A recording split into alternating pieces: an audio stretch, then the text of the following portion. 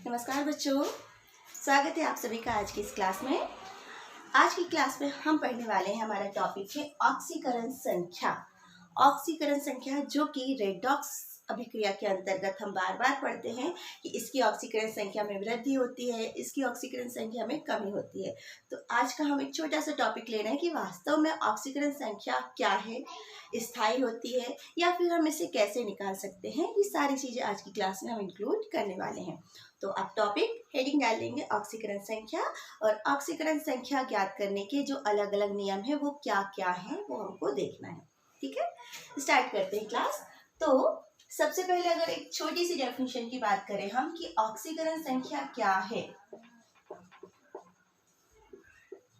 ऑक्सीकरण संख्या क्या है, तो कुछ एग्जाम्पल यदि मैं आपको बताऊं तो शायद आप खुद ही ऑक्सीकरण संख्या समझ जाएंगे। जैसे अगर मैंने कहा Na है ना, जो Na है, Na एक इलेक्ट्रॉन त्यागता है, लॉस ऑफ इलेक्ट्रॉन 1, और ये बनाता है Na प्लस।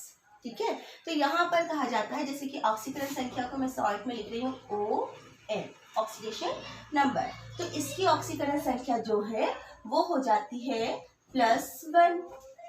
ठीक है, और वहीं अगर मैंने कहा जो कैल्शियम है, ठीक है, वो कैल्शियम है, वो 2 इलेक्ट्रॉन त्यागता है। कितने इलेक्ट्रॉन, लॉस ऑफ इलेक्ट्रॉन इसके पास 2 है, इसका ऑक्सीकरण होता है और ये बनाता है Ca+2। तो यहाँ पर कहा गया कि इसकी जो ऑक्सीकरण संख्या है वो +2 है। ठीक है, इसी प्रकार से जो क्लोरीन है वो एक इलेक्ट्रॉन ग्रहण करता है, एक इलेक्ट्रॉन लेता है, और ये बनाता है Cl-, आगे इस पे माइनस चार्ज, तो इसकी ऑक्सीकरण संख्या हो जाती है -1। तो यदि ये 3 एग्जाम्पल जो कि हम नॉर्मली केमिस्ट्री में पढ़ते ही हैं, तो इन तीनों एग्जाम्पल से आपको एक चीज क्लियर अगर हो गई होगी, तो वो मैंने कहा कि ऑक्सीकरण संख्या वास्तव में क्या है कि जब कोई तत्व है वो इलेक्ट्रॉन त्यागता है या इलेक्ट्रॉन ग्रहण करता है ना। मतलब कि जब भी कोई रासायनिक अभिक्रिया होती है तो जो तत्व होते हैं आपस में संयोग करते हैं, संयोग करके अणु का फॉर्मेशन करते हैं, यौगिक बनाते हैं। तो जब ये यौगिक या अणु या आयन फॉर्मेट करते हैं, उस कंडीशन में जो तत्व होता है वो जितने इलेक्ट्रॉन ग्रहण करता है या जितने इलेक्ट्रॉन त्यागता है, उन इलेक्ट्रॉनों की संख्या को हम कहते हैं ऑक्सीकरण संख्या, है ना। तो डेफिनेशन भी हम इसी तरीके से लिख सकते हैं कि जब कोई यौगिक रासायनिक अभिक्रिया के फलस्वरूप कोई अणु या यौगिक बनाता है, तो उस प्रक्रिया में वह तत्व, मतलब ये जो ऑक्सीकरण संख्या वास्तव में किसी एक तत्व की है ना, तो जो यौगिक है उस यौगिक में उपस्थित जो तत्व है जितने इलेक्ट्रॉन का आदान प्रदान करता है, मतलब या तो इलेक्ट्रॉन त्यागता है या तो इलेक्ट्रॉन ग्रहण करता है, वही उसकी ऑक्सीकरण संख्या है। वही उसकी क्या है, ऑक्सीकरण संख्या।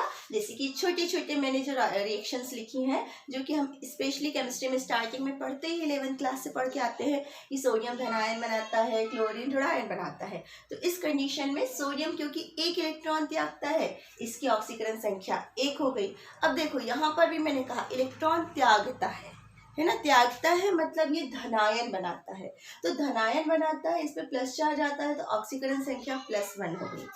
वहीं क्लोरीन मैंने कहा एक इलेक्ट्रॉन ग्रहण करता है, लेता है, यहाँ पर प्लस लिख देती हूँ, प्लस मतलब कि इलेक्ट्रॉन लेना। तो क्लोरीन एक इलेक्ट्रॉन लेके माइनस आयन बनाता है, तो इसकी ऑक्सीकरण संख्या क्या होगी, -1। तो जो ऑक्सीकरण संख्या है वो प्लस माइनस या 0 भी हो सकती है ना। मैंने कहा था ऑक्सीकरण संख्या लिखने के कुछ नियम है अलग अलग तरह से, है ना। तो ऑक्सीकरण संख्या जो है धनात्मक भी हो सकती है, ऋणात्मक भी हो सकती है और शून्य भी हो सकती है ना। तो धनात्मक और ऋणात्मक दोनों चीजें अगर आप देखें, तो जब कोई जो भी तत्व है वो इलेक्ट्रॉन त्यागेगा, इलेक्ट्रॉन देगा, तो ऑक्सीकरण संख्या धनात्मक होगी, और जब इलेक्ट्रॉन लेगा तो ऑक्सीकरण संख्या ऋणात्मक होगी। ठीक है, तो ये थोड़ी सी जानकारी आपको क्लियर कि ऑक्सीकरण संख्या क्या है। तो जब भी कोई यौगिक है, जब भी कोई तत्व है यौगिक का या अणु का फॉर्मेशन करता है, तो उस प्रक्रिया में वो जितने इलेक्ट्रॉनों का आदान प्रदान करता है, उन इलेक्ट्रॉनों की संख्या को हम कहते हैं ऑक्सीकरण संख्या। क्लियर। अब क्योंकि मैंने कहा नियम भी लिखना, हमको ऑक्सीकरण संख्या हम अलग अलग जगह देखते हैं, है ना। अब अगर हम बात करें कि यदि कोई अणु जो है ना, अणु का फॉर्मेशन होता है, हमने कहा अणु या यौगिक का फॉर्मेशन होता है, ठीक है। अब यदि किसी अणु के बनने में समान परमाणु भाग लेते हैं, यदि किसी अणु के बनने पर, आप इसको नोट भी कर सकते हैं, किसी अणु के बनने पर समान परमाणु भाग लेते हैं तो उनकी ऑक्सीकरण संख्या 0 होती है। फॉर एग्जाम्पल मैंने कहा हाइड्रोजन H2, या मैंने कहा क्लोरीन। देखिए यहाँ पे एक हाइड्रोजन दूसरे हाइड्रोजन से, एक क्लोरीन दूसरे क्लोरीन से सहयोग कर रहा है, तो ऐसी कंडीशन में ये क्या होते हैं, इनके जो इलेक्ट्रॉन है ना, दोनों समान रूप से रहते हैं, यहाँ पर भी और यहाँ पर भी। क्लोरीन की बात करें तो यहाँ पर ये क्लोरीन के जो इलेक्ट्रॉन है वो समान रूप से दोनों के बीच में है। इस कंडीशन पे ये अणु जो है वो उदासीन हो जाते हैं, और जब ये उदासीन हो जाते हैं तो इनकी ऑक्सीकरण संख्या क्या हो जाती है, 0, ठीक है। तो ऐसे अगर हम अणु की देखते हैं तो उस कंडीशन पे ऑक्सीकरण संख्या कैसी होगी, 0, ठीक है, पहला पॉइंट। दूसरा पॉइंट, यदि किसी अणु का फॉर्मेशन असमान परमाणु से हो रहा है, किसी अणु का फॉर्मेशन असमान परमाणुओं के संयोग से हो रहा है, तो उसकी जो ऑक्सीकरण संख्या है वो कैसे डिपेंड करेगी, कैसे हम बताएंगे, तो इसके लिए कहा गया कि जब असमान परमाणु संयोग करते हैं, असमान परमाणु की संयोग करने पर वो परमाणु जितने इलेक्ट्रॉनों का आदान प्रदान करते हैं वही उसकी ऑक्सीकरण संख्या। फॉर एग्जाम्पल जैसे मैंने कहा HCl, देखिए HCl में यहाँ पर कहा जाता है एक इलेक्ट्रॉन हाइड्रोजन का है, एक इलेक्ट्रॉन क्लोरीन का है, मतलब कि ये क्या करते हैं, इसमें हाइड्रोजन H है और यहाँ पर ये क्लोरीन है। इस कंडीशन में थोड़ा सा आप यहाँ पे क्लियर, ये एक दो एग्जांपल में लेते हैं। देखिए एक मैं ले रही हूँ NaCl का, ठीक है। अब यहाँ पर ये तो हो जाता है सहसंयोजी यौगिक, HCl क्या है, सहसंयोजी यौगिक, और ये क्या है, आयनिक यौगिक,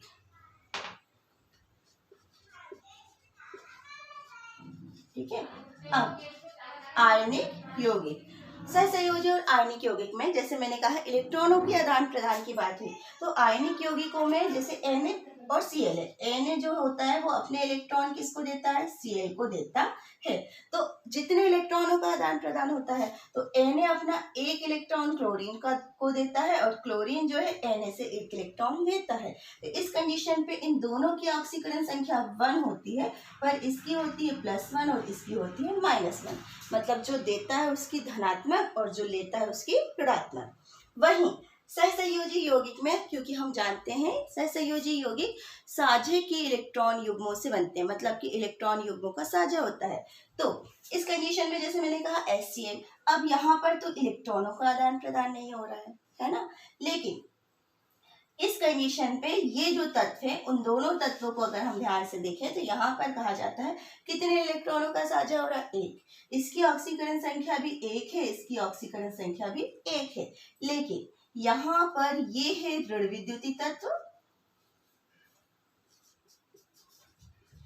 ये है ऋण विद्युतीय, और ये कैसा है, धन विद्युतीय, धन विद्युतीय। तो ऐसी कंडीशन में कहा जाता है कि सहसंयोजी यौगिकों में जब दो परमाणु संयोग करते हैं तो जो परमाणु जो है जितने जोड़ी इलेक्ट्रॉन युग्मों का साझा होगा वह उसकी ऑक्सीकरण संख्या, लेकिन उसमें से एक होता है ऋण विद्युतीय और एक होता है धन विद्युतीय। तो धन विद्युतीय वाले जो तत्व है उसकी ऑक्सीकरण संख्या धनात्मक होगी, मतलब +1, और यहाँ पर क्या हो जाएगी, -1। तो क्लोरीन की हो गई -1 और इसकी हो गई +1। क्लियर। तो ये अणुओं की बात करें, समान परमाणु असमान। ऐसे और भी एग्जाम्पल अगर हम देखें, जैसे अगर हम बात करते हैं NH3 की, NH3। अब यहाँ पर हमको पता है कि NH3 में जो नाइट्रोजन हाइड्रोजन है इनमें साझे के इलेक्ट्रॉन युग्म जब भाग लेते हैं तो क्या होता है, एक हाइड्रोजन 1 2, इस प्रकार से एक ही जोड़ी इलेक्ट्रॉन युग्मों का साझा होता है। लेकिन यहाँ पर ये हाइड्रोजन की ऑक्सीकरण संख्या 1 होती है, +1 होती है, और नाइट्रोजन की ऑक्सीकरण संख्या 3 होती है। क्यों? नाइट्रोजन ने 3 हाइड्रोजन से बंध बनाया है तो उसकी 3 इलेक्ट्रॉन युग्म देता है ना। अब 3 इलेक्ट्रॉन युग्म देता है और हाइड्रोजन अपने एक ही इलेक्ट्रॉन जो है उसके भाग लेते हैं ना। तो नाइट्रोजन की -3 और हाइड्रोजन की +1। क्यों? तो यहाँ पर कहा जाता है क्योंकि नाइट्रोजन ऋण विद्युतीय है इसलिए माइनस, और हाइड्रोजन उसके कंपेयर में धन विद्युतीय। एक्चुअली यहाँ पे कंपेयर होता है जैसे कि यहीं पर मैं एक एग्जांपल आपको और बता देती हूँ।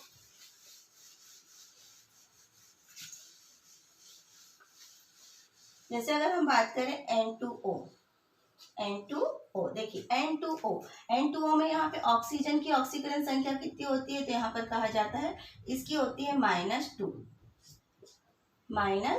होती है। इसके कंपेयर में इसकी होती है +4 +1। इस एग्जाम्पल को तो हम आगे क्लियर कर लेंगे, एक सिंपली एग्जाम्पल ले लें क्योंकि थोड़ी दिक्कत हो सकती है यहाँ पर।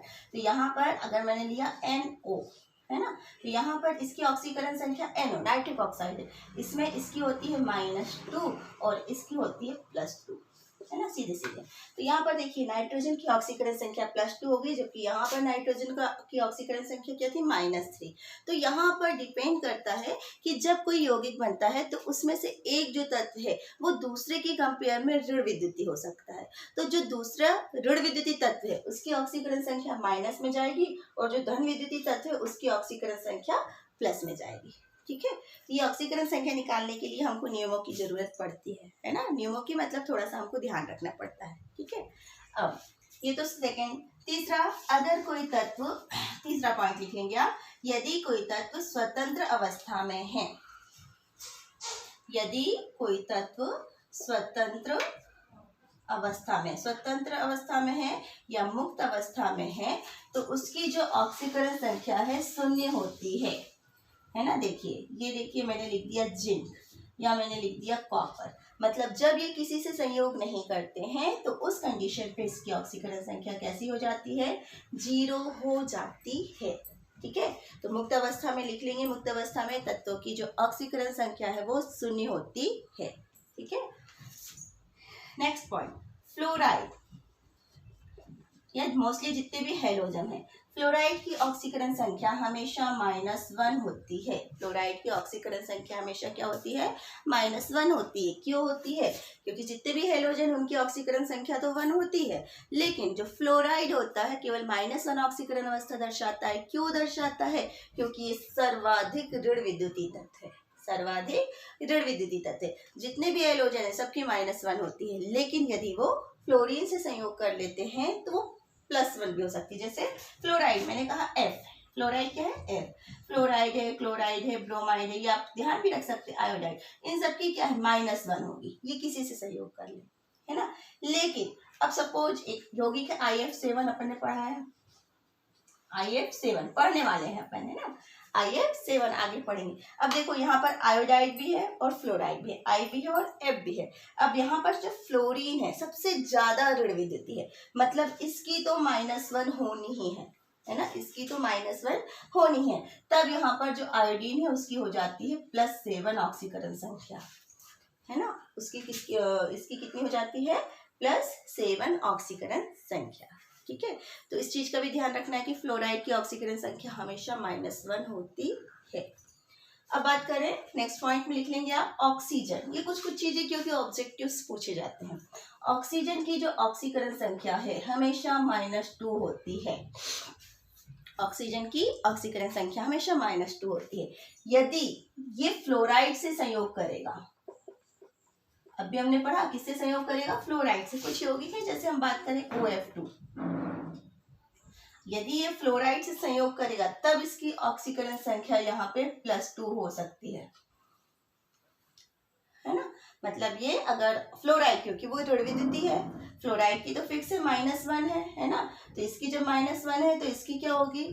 प्लस में हो जाएगी ऑटोमेटिकली। एक की, जब भी हम यौगिक की बात करते हैं ना, 2 योग है तो एक ऋण विद्युतीय की माइनस और धन विद्युतीय की प्लस। इसी प्रकार से यदि ये पेरोक्साइड बनाता है H2O2, है ना, H2O2 में हमको पता है हाइड्रोजन की +1 है, तो यहाँ पर ऑटोमेटिकली इसकी -1 हो जाती है। तो ये कुछ चीजें हैं जो आपको ऑक्सीजन के साथ एग्जाम्पल्स में पूछे जाते हैं। तो फ्लोराइड, अगर ऑक्सीजन फ्लोराइड के साथ सहयोग करता है तब इसकी ऑक्सीकरण संख्या धनात्मक हो सकती है, अदरवाइज सब जगह क्या होगी, ऋणात्मक होगी। और पेरोक्साइड के साथ इसकी ऑक्सीकरण संख्या कितनी होती है, -1 होती है। क्लियर? ओके, अब अपन बात करते हैं किसकी, हमारे पास अब क्या है, यौगिक अणु की बात। समान परमाणु में क्लियर हो गया, असमान परमाणु में आपको क्लियर हो गया। फिर हमने पढ़ा मुक्त अवस्था में ऑक्सीकरण संख्या 0 होती है, फ्लोराइड की हमेशा -1 होती है, ऑक्सीजन की हमेशा -2 होती है। ठीक है, इसके अलावा धातु और अधातु की अगर हम बात करते हैं तो धातुओं की आप नोट कर सकते हैं, धातुओं की ऑक्सीकरण संख्या हमेशा धनात्मक होती है। धातुओं की ऑक्सीकरण संख्या हमेशा धनात्मक होती है, जबकि अधातुओं की ऑक्सीकरण संख्या ऋणात्मक होती है ना। यदि हमारे पास द्विअंगी यौगिक है जिसमें से एक धातु और एक अधातु है तो धातु की हमेशा धनात्मक होगी, अधातु की ऋणात्मक होगी। लेकिन यदि दोनों अधातु हैं, है ना, दोनों अधातु है तो हमको क्या देखना पड़ेगा, जो धन विद्युतीय होगी उसकी धनात्मक और जो ऋण विद्युतीय होगा उसका ऋणात्मक। ठीक है, अब हम बात करते हैं जो कि हमारे टॉपिक्स में अक्सर पूछा जाता है। अब क्या जाए कि किसी उदासीन अणु में, इंपॉर्टेंट पॉइंट ये है ना,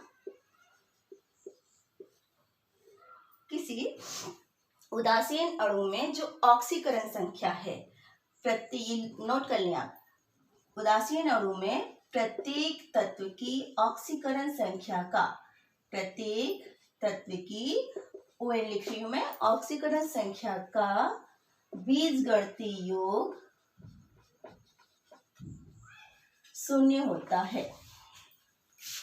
बीजगणितीय योग 0 होता है। बहुत इंपॉर्टेंट पॉइंट है क्योंकि यही हम पढ़ने वाले हैं ना। उदासीन अणु की बात करें जहां पर हमको कोई क्लियर ही नहीं है क्या आवेश है क्या नहीं है ना। फॉर एग्जाम्पल कि अगर मैंने लिख दिया CO2, CO2 कैसा अणु है, उदासीन है, कोई आवेश नहीं है। इस अणु में क्या कहा गया कि इस अणु में प्रत्येक तत्व की जो ऑक्सीकरण संख्या है उसका योग क्या होता है, 0 होता है। मतलब प्रत्येक तत्व में हमारे पास क्या है, कार्बन प्लस ऑक्सीजन। कितने ऑक्सीजन है, 2। कार्बन प्लस 2 ऑक्सीजन, इन दोनों की ऑक्सीकरण संख्या का योग क्या हो जाएगा, 0 होगा। इसकी सहायता से हम कुछ तत्वों की ऑक्सीकरण संख्या निकाल सकते हैं, है ना। जैसे कि अब हमने कहा बीजगणितीय योग 0 होता है, 0 होता है तो हमारे पास क्या है, हमारे पास हमको पता है, अब हम क्वेश्चन है आपका कि CO2 में कार्बन की ऑक्सीकरण संख्या निकालिए, है ना। तो कार्बन की ऑक्सीकरण संख्या हम कैसे निकालेंगे, हमको पता है बीजगणितीय योग 0 होता है, तो ये तो हमारे पास है ऑक्सीजन, हमको पता है। यहाँ पर हम लिख सकते हैं कि माना कि कार्बन की ऑक्सीकरण संख्या ON X है, X से मैथ्स लगा देते हैं हम, X है मतलब कार्बन की ऑक्सीकरण संख्या X प्लस 2, ऑक्सीजन की हमको पता है कि ऑक्सीजन की ऑक्सीकरण संख्या कितनी होती है, -2। अभी हम पढ़ के आ रहे हैं कि हमेशा -2 होती है फ्लोराइड्स को छोड़ के, तो यहाँ पर -2, 2 × -2 = 0, तो x प्लस -4 = 0। तो यहाँ पर आ जाएगा x बराबर +4, मतलब x क्या है, कार्बन, तो कार्बन की ऑक्सीकरण संख्या क्या हो गई, 4। तो किसी उदासीन, हमको ये पता है अगर कि उदासीन अणु में प्रत्येक तत्व की ऑक्सीकरण संख्या का योग 0 होता है, तो ये जो फॉर्मूला है मैथ्स का, है ना, कि हमको जिस तत्व की ऑक्सीकरण संख्या निकालना है उसकी हम ऑक्सीकरण संख्या निकाल सकते हैं। पर कैसे निकाल सकते हैं, जैसे कि मैंने कहा CO2 में मुझे ऑक्सीजन की पता थी तो मैंने निकाल ली, है ना। तो आपको कुछ तत्वों की ऑक्सीकरण संख्या पता होनी चाहिए। तो कुछ तत्वों की हमको कैसे पता है कि हमने कहा जितनी भी क्षार धातु है उनकी ऑक्सीकरण, पहले तो आप इसे नोट कर लें, है ना, थोड़ा सा नोट कर लें, फिर मैं आपको कुछ और बताती हूँ। अब यहाँ पर हमारे पास कुछ जटिल आयन भी होते हैं, तो यही चीज, इसको आपने नोट कर लिया। जटिल आयन की बात करें तो यदि कोई आयनिक यौगिक है तो आयनिक यौगिक में लिख सकते हैं प्रत्येक तत्व की ऑक्सीकरण संख्या का बीजगणितीय योग उस पर उपस्थित आवेश के बराबर होता है। बीजगणितीय योग उस पर उपस्थित आवेश के बराबर होता है।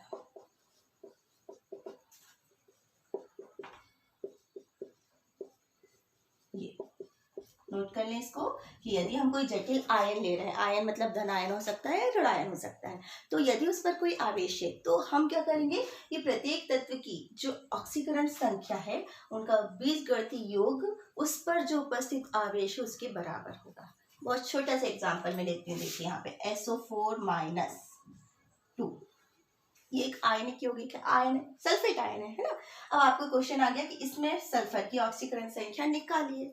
अब हमने कहा ना मुझे ऑक्सीजन की पता है, इसलिए हमने नोट कर लिया कि ऑक्सीजन की ऑक्सीकरण संख्या कितनी थी, -2। तो फिर से वही कर लें, माना कि सल्फर की ऑक्सीकरण संख्या ON लिख रही हूँ ना मैं, कितनी है, X है। इसको मैथ लगा लेते हैं, X है तो देखिए X क्या हो गई, सल्फर की, ठीक है, प्लस ऑक्सीजन की कितनी है, -2। कितने ऑक्सीजन है, 4, -2 इज इक्वल टू इनका योग क्या होगा, उस पर उपस्थित आवेश के बराबर होता है। तो आवेश देख लिए, तो आवेश कितना है, -2, ठीक है।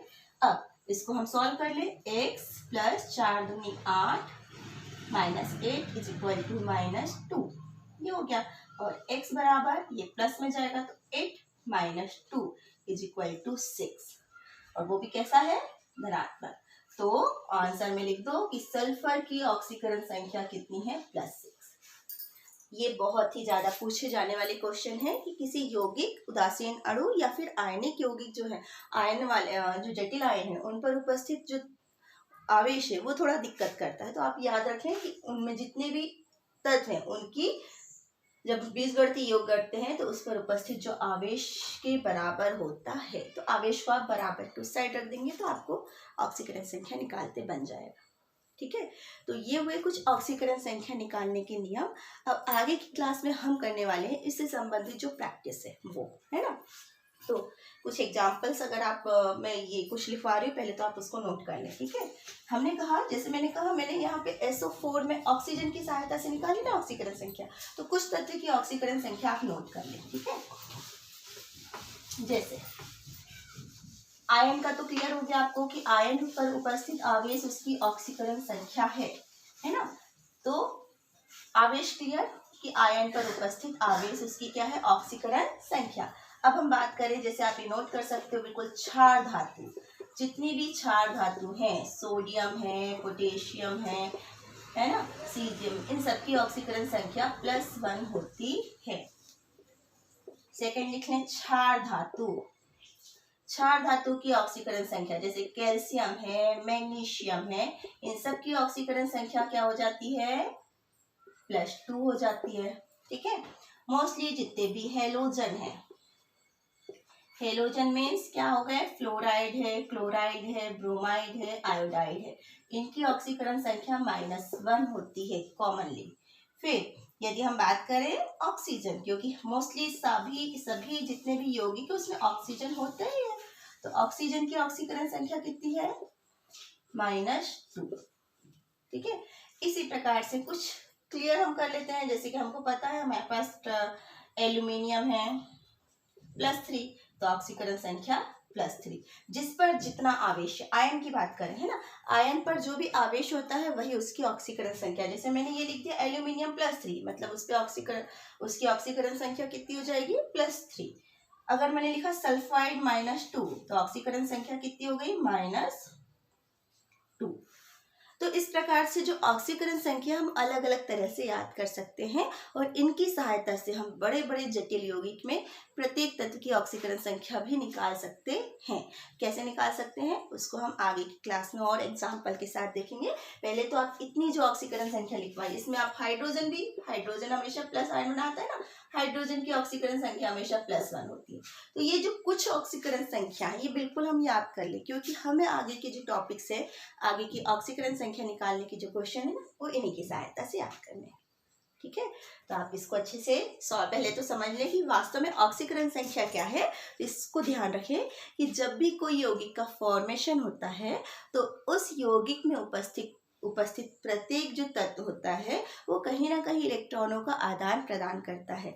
तो उनमें जो भी इलेक्ट्रॉनों का आदान प्रदान होता है, इलेक्ट्रॉन बंध बनाने में भाग लेते हैं, वास्तव में वही संख्या जो होती है ऑक्सीकरण संख्या होती है, यदि वो यौगिक बना रहा है तो। नहीं तो फिर मुक्त अवस्था में है तो वो ऑक्सीकरण संख्या क्या होगी उसकी 0।